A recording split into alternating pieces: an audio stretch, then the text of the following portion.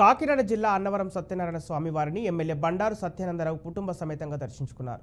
అనంతరం ప్రత్యేక పూజలు నిర్వహించారు. అంతకుముందు ఎమ్మెల్యేకు ఆలయ ఈవో అర్చకులు ఘన స్వాగతం పలికి చిత్రపటాన్ని అందజేశారు.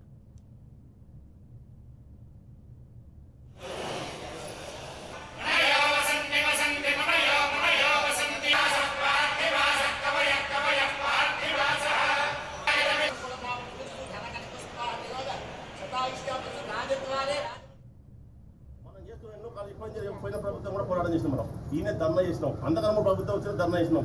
ఇన్ని ధర్నా చేసినా ఏ ప్రభుత్వం మనం పట్టించుకుని జనాలు లేదు.